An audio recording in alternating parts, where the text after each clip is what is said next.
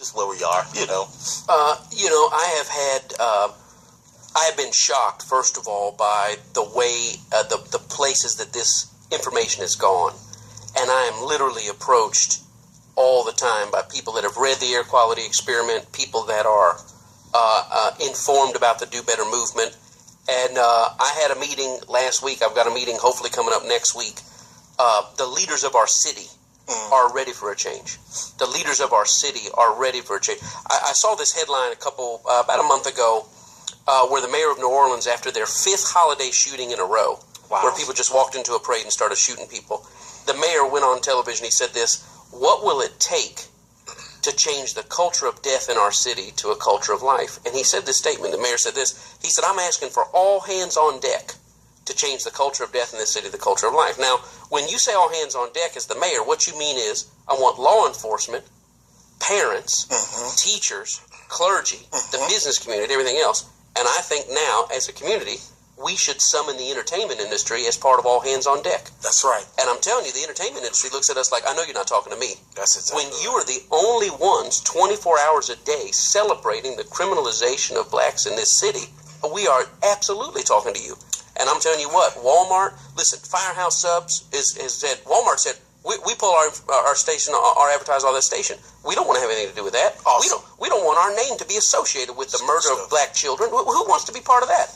Firehouse Subs said the same thing. I believe Elder Raines is here. Is it the sleep number? I think sleep number bed system or so. One of the said the same thing. We don't mean to be associated with that. Listen to this. This is interesting. One of the largest charities in the United States contacted us and says, "Please tell us the station, because we cannot be trying to make improvements among poor people while somebody is celebrating their destruction online," and pull their thing. And then they wrote me back. This is just, I guess, a week and a half ago, and said, "Is there another station that puts out toxic programming bias towards black folks?" I said, "Well, there is another one in the city owned by this." They said, "Thank you, because we need to pull our advertising off there as well."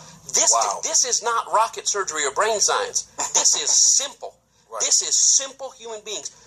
Just look at the news. No one thinks it's funny to murder somebody in this country. It's got to stop. We've got to start valuing life for all people. But I'm telling you, it's the idea of the celebration of the criminalized and hypersexualized black man in this country is so ingrained in our fabric. People don't even understand it. The people that play the music, and I've heard from people that are connected with these DJs and everything else, they tell you, "I hate it." Why do you do it? Well, it's just what it is. And I'm telling you, that's the way lunch counters do. People used to operate their lunch counter the same way we operate modern radio. And until somebody says this is ridiculous, it's not going to change. It's not going to change. And I'll tell you this, and I know you asked, what do we got to do? We got to break something? Okay. No, you're fine. Let me say this to you. There's a controversy recently, and we've talked about it here before, but I've been thinking about this all week, just how blind, and this is the thing you asked me earlier about, the black pastors, blinds of black pastors telling me to be quiet, they said, "Look, give us the information, and then you be quiet." The man said, "You step back and let us handle the black folks, and you can talk to the Caucasian brothers." He said, "I won't tell you how to talk to the black people in your church." He said, "That's your business, but the black community doesn't need to hear from you. We've got it." He said, "We've got an agenda, and we need to figure out how what you're saying fits with our agenda." Now, here's the issue with that. Crazy. This is a real story, and I want all of our listeners to hear this, and I hope they can catch what I'm saying, because what I'm saying, if you want to understand the whole issue of Trayvon Martin, George Zimmerman, if you want to understand, there's all the people upset now about Bill O'Reilly, and Bill O'Reilly has said some things. He's passionate, but he needs the air quality experiment because he sure does. He's got a part of it, and people have a part of it. But if you're just reacting, if you've not looked at the whole thing, you're only getting bits and pieces, and it's going to come off wrong. Anyway, this is a summary of what's happening in our country. Mountain Dew, owned by Pepsi, terminates its contract with Lil Wayne. Now, you could do a case history study on Pepsi and how Pepsi for over 50 years has continually been on the wrong side of the race issue in the United States. Go to the National Civil Rights Museum. Walk into where the bus boycott segment is. The bus that they have there is stamped with a huge Pepsi Cola sign. Right. They did not know in 1955 we ought not be advertising with the bus that makes black people sit in the back. They just went with what was normal at the time. What was just normal at the time.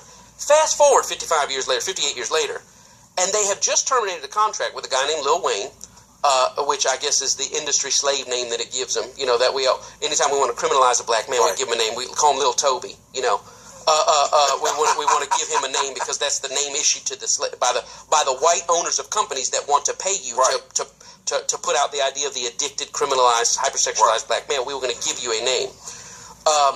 Or sometimes they show up with a name. I'm going to show up with a name that'll brand me as a criminal. But here's the thing. So they let him go because he made a reference to an insensitive reference to Emmett Till's murder, in 1955. Right. And here's what's interesting about it. They let him go because this was offensive. We would not want to be insensitive to the black community, etc. But just ask Pepsi this question. What songs and what content drove you to hire him in the beginning? I understand he broke the rules, because the rules are, if you're a black man singing about killing black men and singing about denigrating black women, we have a job for you. But don't you jump the track now to even mention a case in which a white man killed a black man. But here's the secret part of it. So Epic Records, which is owned by Sony, Epic is run by L.A. Reid. Now I want you to think about this. L.A. Reid is an accomplished history, well-documented, celebrated music, professional producer, etc., And listen to this statement. Now, this is show you how blind this country is. He apologized for the Emmett Till reference and said, I did not authorize that reference.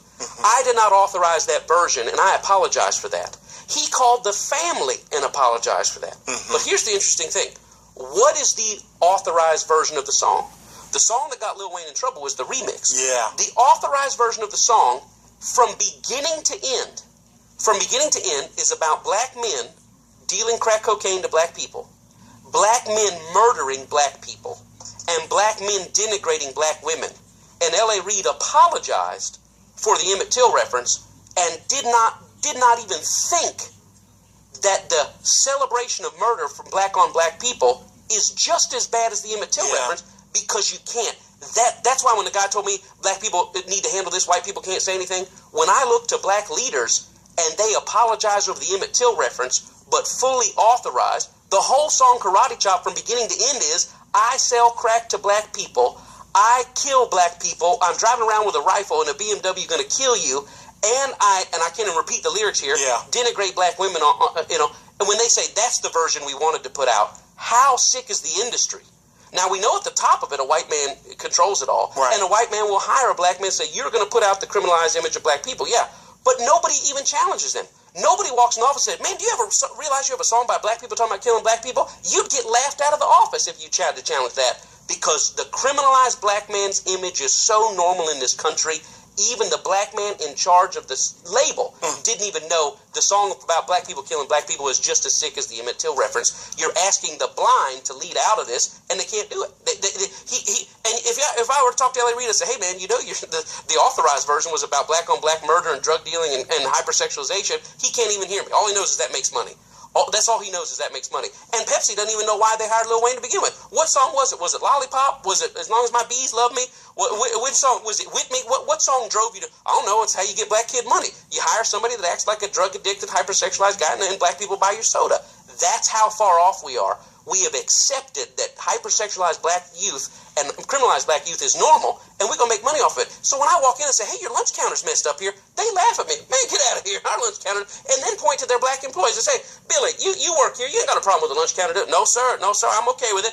And the employees of the establishment are at peace with it. They don't even realize it's wrong. Wow. So the station right now in the city, they don't even realize it's wrong. They don't even realize that 5 stations up and 5 stations down, ain't no white man talking about gunning somebody down with an AK-47. The only people doing it are blacks, and black people push play on it and talk about how it's their favorite music.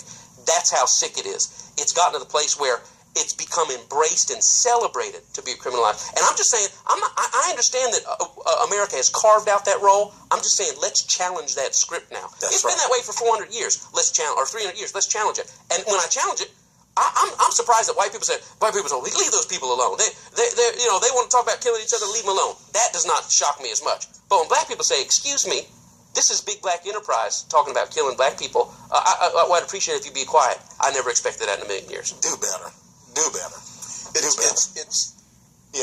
This is why we got to do better. They're cowards. One of the things I heard from a person that works for a radio station, I won't tell you the state that they're in, but they told me these DJs, they do not want to play the music. They hate what they're doing. They hate their jobs. but this is how they make their living. So my challenge to her was, well, what do you think they should do? She says, I tell them all the time, you need to quit your job and go somewhere else. This is not the only station. If enough people stand up. That's the bottom line. It takes one person. We got one of the #1 hosts in the United States is right here in Jacksonville. This brother is a good man. He hosts afternoon. He's got the Drive Time show. He's a good man. He does not believe in the celebration of black murder. Right. But he'll press play every day.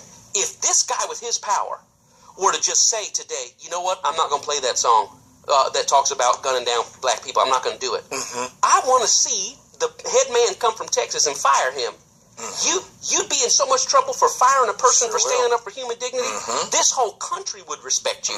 But I'm going to tell you what, I've worked in major organizations. The rule is be quiet. Don't you say nothing. And I'm willing to go right into the president of this company's office and say, hey, let me tell you something. This race-biased lunch counter policy, you got this race-biased program policy is wrong.